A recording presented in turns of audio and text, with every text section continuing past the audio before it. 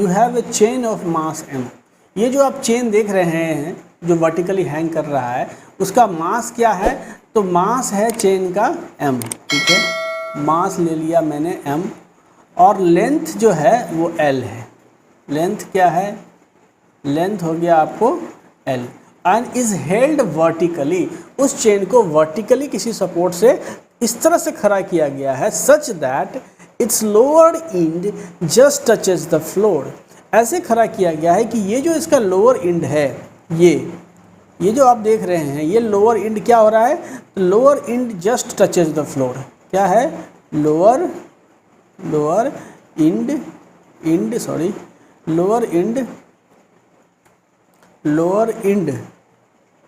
And just touches the floor, ठीक है, just touch the floor है, ठीक है। ये उसका लोअर एंड जो है सो फ्लोर को सिर्फ टच कर रहा है। अब क्या हो रहा है, अब हो रहा है कि it is released from the rest. अब इसको यहाँ से क्या हो रहा है, यहाँ से रेस्ट से u = 0 से छोड़ा जा रहा है। It is released from the rest. क्या चीज़, released from rest, released from rest, ठीक है।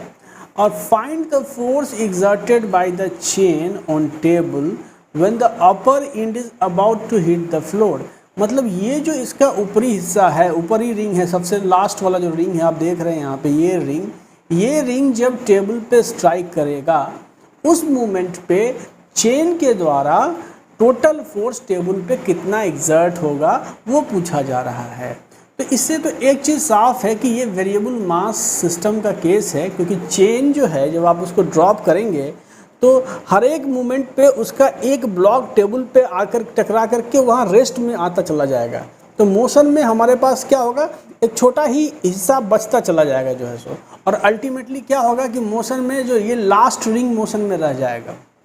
तो ये एक वेरिएबल मास सिस्टम का केस है। और यहाँ जो है सो चेन का मास क्या हो रहा है मोशन के दौरान, क्या हो रहा है, moving portion of the chain decreases, ठीक है, ड्यूरिंग मोशंस। यहाँ हो क्या रहा है, आप लिख लीजिए इस चीज़ को, यहाँ हो रहा है कि moving portion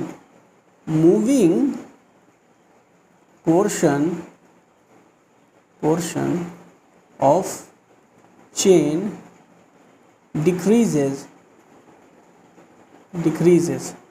during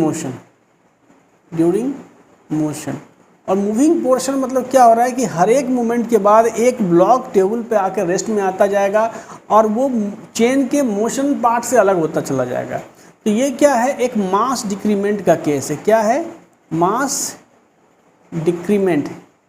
decrement case है। मतलब मास का क्या हो रहा है, इजेक्शन हो रहा है, इजेक्शन ऑफ मास हो रहा है।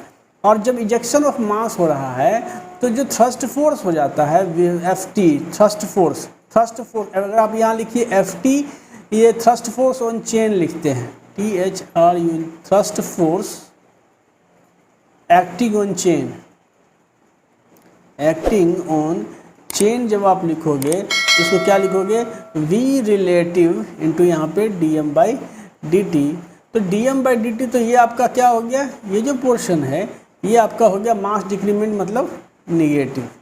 अब V रिलेटिव देखो कि मास जो इजेक्ट हो रहा है, मतलब ये जो पोर्शन जब टेबल पे गिर जाता है तो वो हमारे मूविंग पोर्शन से आइसोलेट हो जाता है।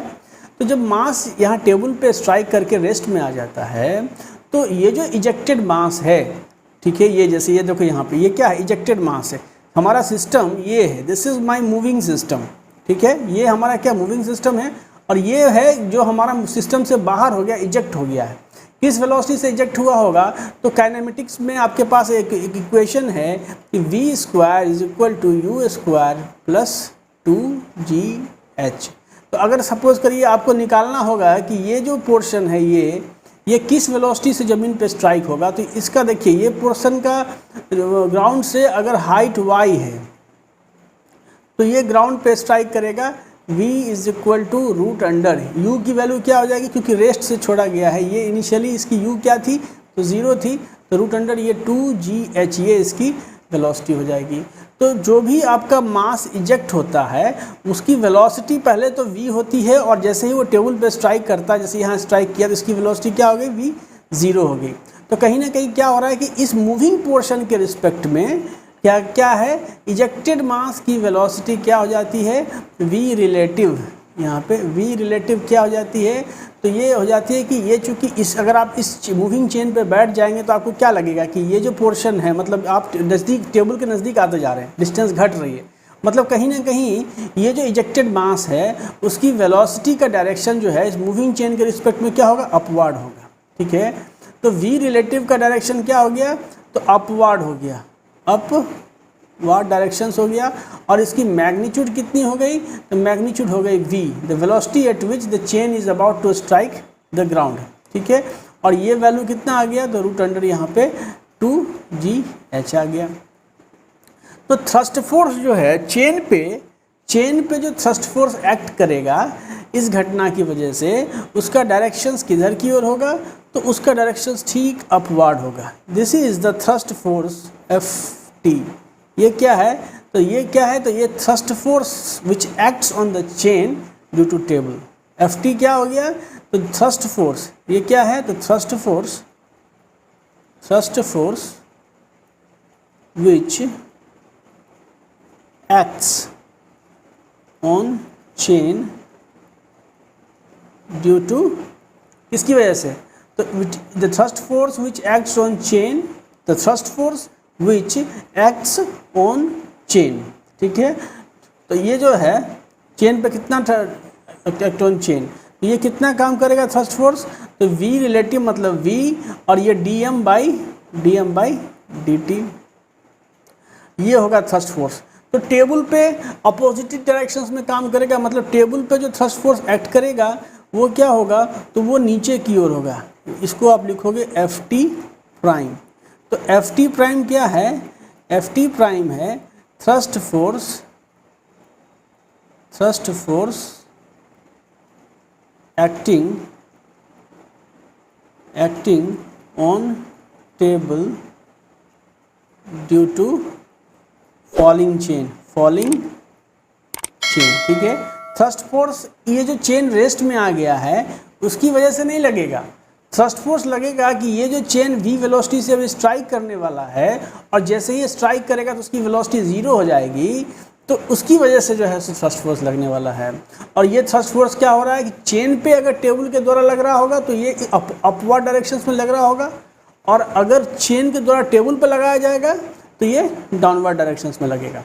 तो इसका मतलब क्या हो गया कि एक यहाँ पे दो फोर्सेस पिक्चर में आ गए। अगर आप ऐसा कंसीडर करें कि ये y लेंथ पे ये dy, अब dy का लेंथ का ये जो ब्लॉक है इसको कंसीडर करें, जो t टाइम के बाद आफ्टर टाइम t के बाद क्या हो रहा है कि ये y लेंथ नीचे में आ गया, ये जो है ये क्या है, वो y लेंथ आ गया, और ये dy जो लेंथ है, ये dy जो चेन का मतलब रिंग का जो लेंथ है वो अबाउट टू स्ट्राइक है। ये जो पोर्शन है वो क्या है, अबाउट टू स्ट्राइक है, अबाउट टू स्ट्राइक है।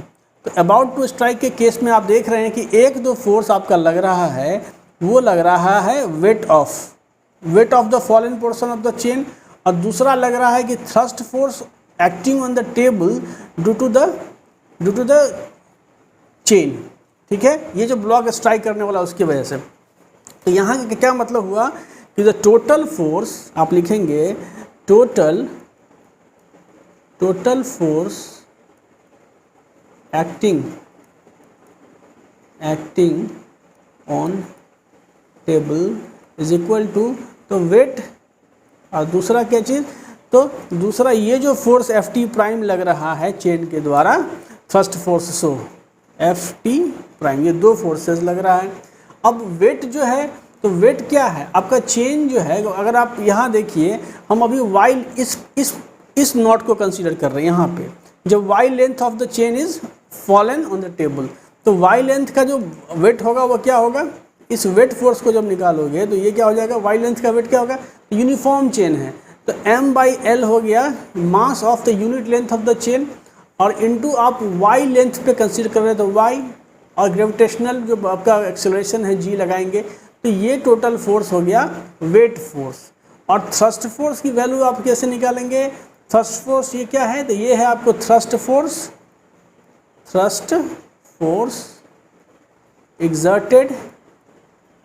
exerted by chain on table, और इसकी वैल्यू क्या है? तो v रिलेटिव मतलब v और इंटू यहाँ पे dm/dt।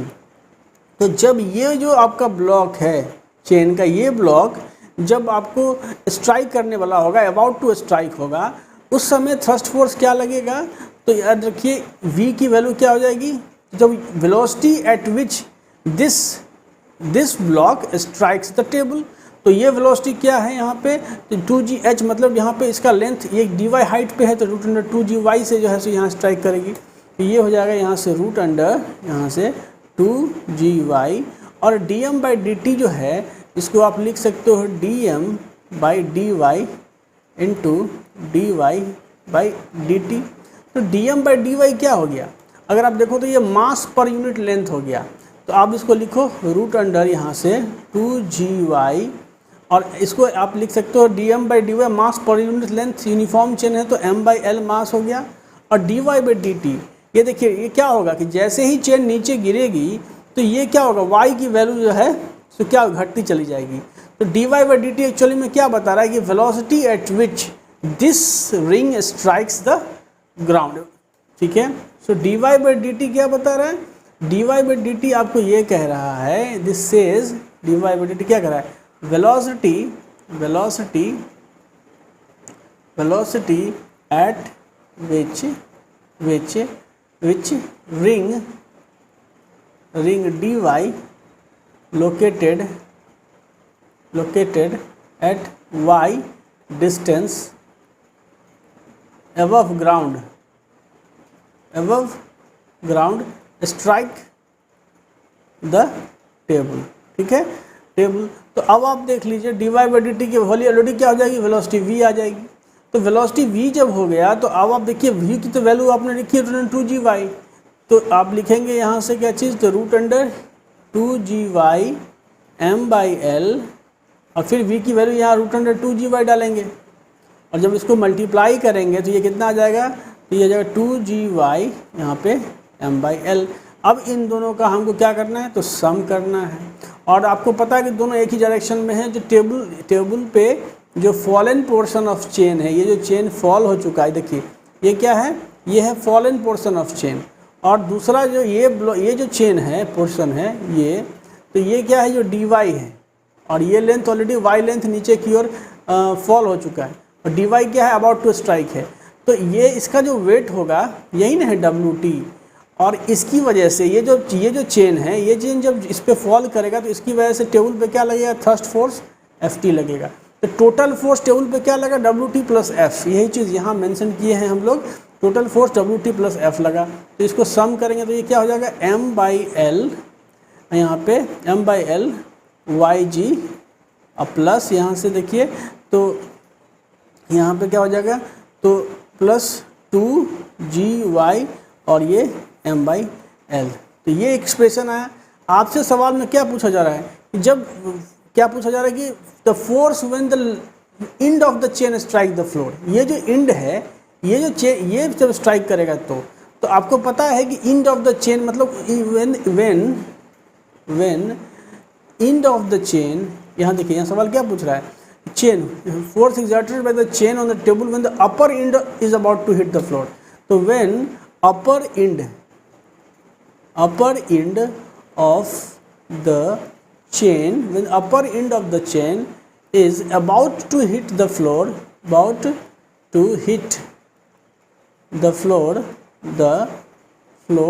उस केसेस में y की वैल्यू क्या हो जाएगी? तो length of the chain, y equal to क्या चीज़? Length of the chain, length of chain, और लेंथ ऑफ चेन की वैल्यू क्या हो जाएगी? तो y यहाँ पुट करोगे तो ये क्या हो जाएगा? m/l इंटू यहाँ पे l, यहाँ पे g, जोर 2g, यहाँ पे l, m/l, l कट गया, यहाँ से l कट गया, तो ये क्या आ गया? Thrice m into g।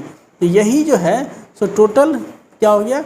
f total force क्या लगा?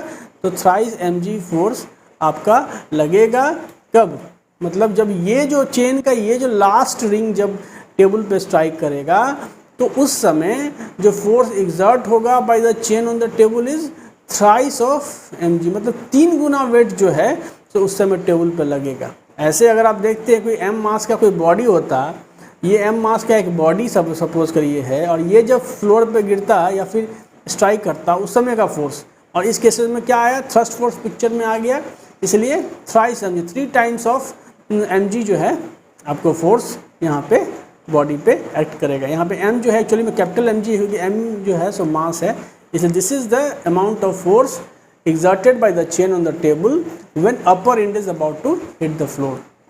इसमें जो मैंने बताने की कोशिश की आपको, थ्रस्ट फोर्स के डायरेक्शन को समझाने की कोशिश की कि पहले मैंने क्या किया कि मैंने चेन जो मूविंग पोर्शन को कंसीडर किया। थ्रस्ट फोर्स क्या होता है, थ्रस्ट फोर्स तब पिक्चर में आता है जब कोई बॉडी अगर मोशन में है और मोशन के दौरान मासेस को गेन करता है या लूज करता है, ठीक है, तो उस बॉडी पे जो मास को गेन करता है या लूज कर रहा है उस पर एक थ्रस्ट फोर्स एक्ट करता है। यहाँ पे हमारे पास मोशन में था ये चेन, ठीक है, और इस चेन के साथ हो क्या रहा था कि मोशन के दौरान जैसे जैसे टाइम बीतता था तो इसका एक छोटा सा जो कड़ी है, जो छोटा सा रिंग है, वो टेबल पे आकर के रेस्ट में आ जा रहा है। जैसे देखिए ये सबसे पहले ये रेस्ट में आ गया, ये रेस्ट में आ गया, ये रेस्ट में आ गया, तो मोशन में क्या है, केवल यही सिस्टम केवल मोशन में बच रहा है। मतलब मोशन में कहीं ना कहीं मास का डिक्रीमेंट हो रहा है, मास घट रहा है, मास इजेक्ट हो रहा है। और जो क्या हो रहा है कि मोशन के रिस्पेक्ट में, मतलब जो चेन मूविंग है उसके रिस्पेक्ट में क्या है, इजेक्टेड मास की वेलोसिटी क्या है, अपवर्ड है। इसलिए थ्रस्ट फोर्स जो चेन पे लगेगा, टेबल पे की वजह से जो चेन पे थ्रस्ट फोर्स लगा वो क्या लगा, अपवर्ड लगा। और क्या हो गया कि टेबल पे चेन की वजह से जो फोर्स लगा वो डाउनवर्ड हो गया। ये हो गया मतलब एक इमेजिनेशंस। ऐसे सब किताबों में तो सीधे बस थ्रस्ट फोर्स को जोड़ दिया जाएगा, ये थ्रस्ट फोर्स का ये वैल्यू और लैम्डा वी स्क्वायर और प्लस साथ में जो है सो वेट ऑफ द चेन। यहाँ मैंने बस थोड़ा सा कोशिश की है कि आप समझें